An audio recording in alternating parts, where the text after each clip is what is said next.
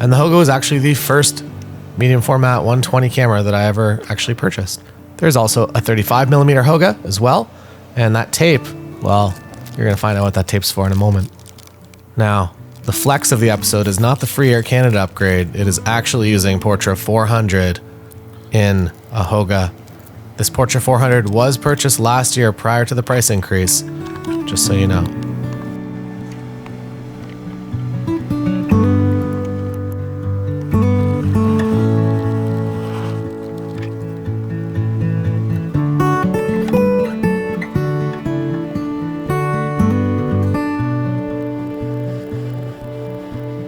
And you advance the film until you get to the number 1. And you got it set depending on what mat you're shooting at. We are shooting the square mat today. So put the thing in the right spot. And then you look at this scenery and you're like, yeah, let's go take that photo. How about that? That looks nice. And even though I have taped my Holga, there is still a light leak on the left-hand side there. So you're going to see that throughout the rest of this roll, and then sometimes it disappears, sometimes it doesn't, and such is the life and times of a Holga. We're actually in Maui for my wife's mother. Saying mother-in-law sounds negative. Anyways, Jan retired. This was her retirement trip to come and see Hawaii, see some whales.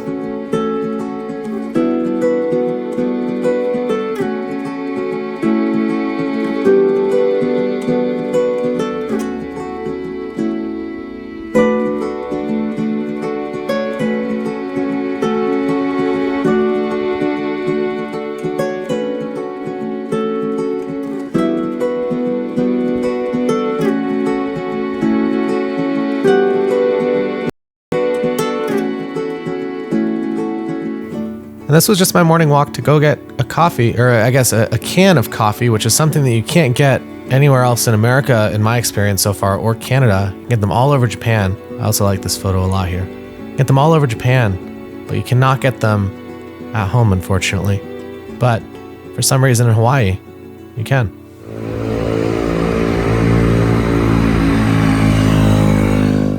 And while there is no Coffee Boss at the ABC store, there is UCC, which is quite delicious.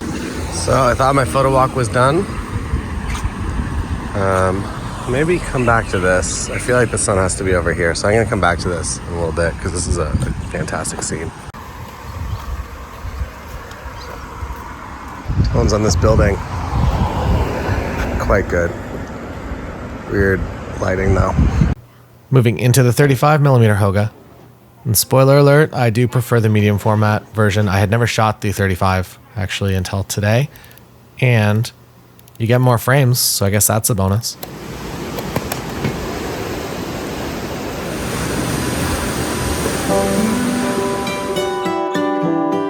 So I do shoot these cameras kind of interchangeably throughout the rest of the video. If it's a square photo, it's from the medium format. If it's a photo at this aspect ratio, it's from the 35.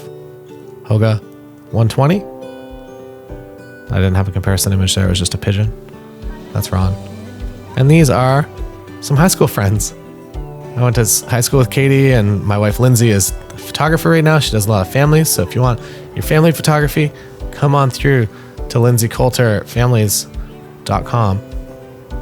Oh, that's actually the right address. That's a great guess. And if you want to set up shoots with couples and clients on vacation, just post about it a few weeks before on Instagram, and sometimes it happens, sometimes it doesn't happen. Or you can do some targeted ads at the place you're going. Target people currently traveling. This isn't a business video. This is about film photography. If you want business videos, come on through to the members website. Holgas and bagpipes.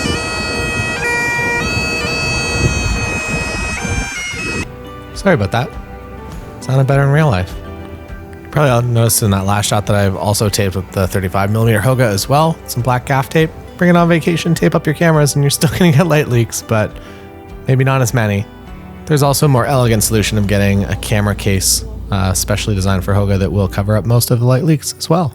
We then went on a whale watching tour where we saw this helicopter on a boat, and I don't know, Holga not really the correct tool for whale watching. Then we went to the luau, because that's what you do when you're a tourist in Maui. And there's the camera. Very, very nice. I was also doing a video for the Nikon 28 to 75 f2.8 on, I think I was on a Z7 II. So if you're interested in seeing more photos from this section of the day and also the whale watching section of the day, they're in that video. This is just the film photography stuff, and it's also turning into a food show slowly here. Why is this bread purple? We don't know, but it was nice. You also sit on the floor, which is great. And you don't realize it's a 3-hour commitment whenever you first sit down. The next day, we did the entire road to Hana in one day. Hana? Hana sounds like it's fancier. Hana is probably correct. We did the entire road in one day. We did the reverse road, which means you go the other way, which is great in the beginning because there's no traffic, and then quickly you realize that it's quite hard to do windy roads with other cars coming directly at you. What I would recommend if you are coming down to Maui and you do want to do this ring road drive down the southern coast is to get a hotel room, maybe at the southern tip, so that you spend a night there. You don't just do it all in one day. It was nice, but it could have been a little bit better maybe. I don't know. It's my tip to you. Are you taking some of them? Yeah, they're coming home. Get in the car. Let's go. One of the limitations with the Holga is obviously that the aperture is f8 or maybe f11. You slide the dial. And what that means is that during the day, you get great photos. At nighttime, it starts to struggle.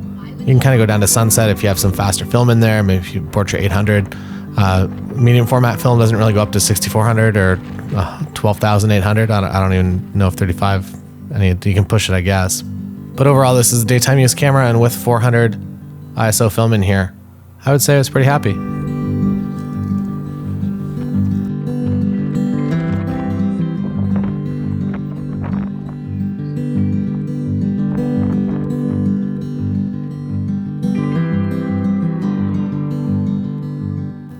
As beautiful as Hawaii is, I've always found it very difficult to actually come away with images that I've really enjoyed or that have captured the feeling of being here.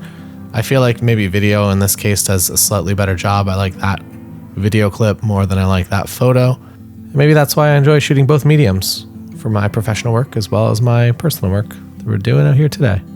Although now that it's on YouTube, I guess that's also professional. There's a very gray line.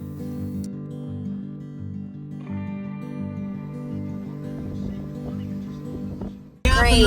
Oh, geez. After that beautiful visual, we continued on our journey to a bamboo forest. It's our first one of only a couple of stops. Again, if you take a few days to do this, you can stop a few more places. We had to pick and choose what we thought was the best. Here we are hiking.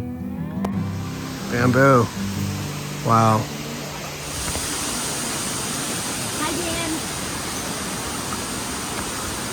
So even with 400 speed film, not fast enough.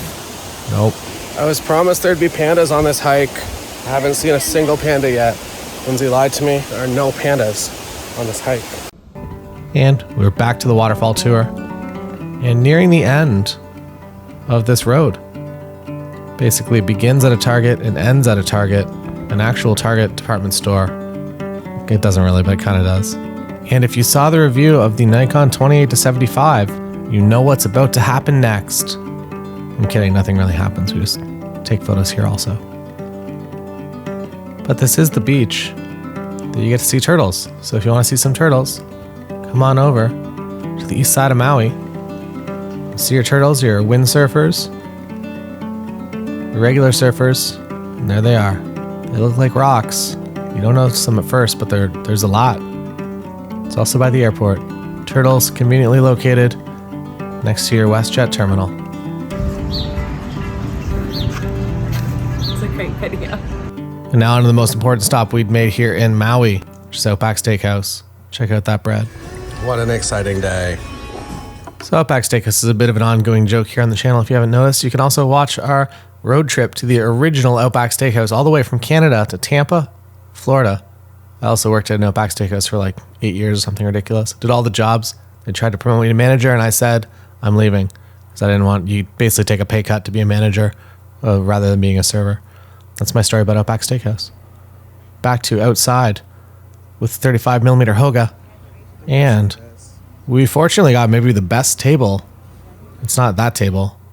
but it's another table. It's probably one of the nicest tables in all of Maui. Dog's pretty nice too. Look at this. What a view, right? Coming through to Maui, where it's just nice all the time. And the weather, it never hurts. This is what a finished roll portrait looks like, and unfortunately you still have to lick it. Fujifilm, it's a sticker. It's a little bit easier. And maybe don't do that in direct sunlight. I guess I've been blaming all the light leaks on the Holga, and they might have just been me. No, it's also the Holga. It's a team effort. There it goes. Woohoo. Little arrow on the back. If you're shooting square format, you make the arrow say 12. If you're shooting 645, you make it point at 16. You take your photos.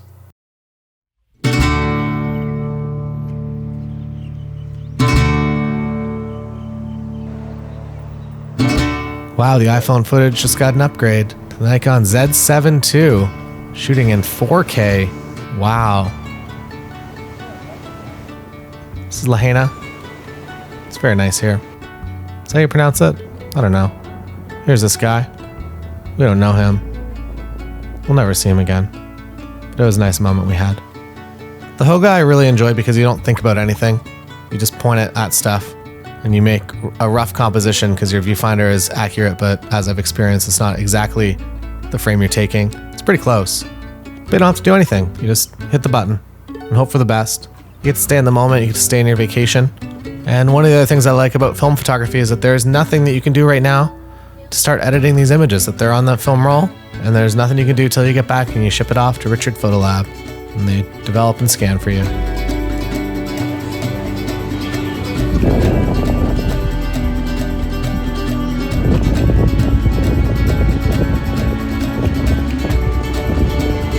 Did a short little hike up to this area, and then I saw a tree on the way back down, or I saw it on the way up, and I was like, I'm gonna take a photo of that tree when we come back through. And there it is. Was it worth the wait? You tell me. I photographed it on both cameras. I was all in on that tree. My hand on the ground. That was a terrible swing. Wow. On the sand.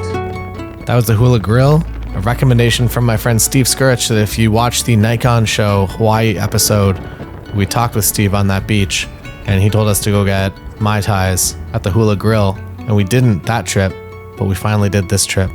And we did what every tourist does, usually one of the mornings. This is kind of an early morning spot. People come up here to watch the sunrise, the top of Haleakala, and we were there for sunset.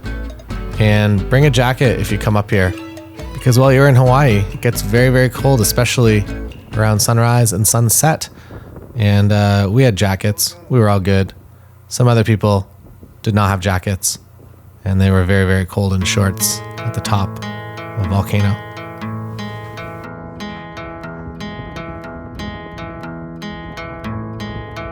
Direct sun also maybe a struggle point for this camera. Maybe it's beautiful. You tell me.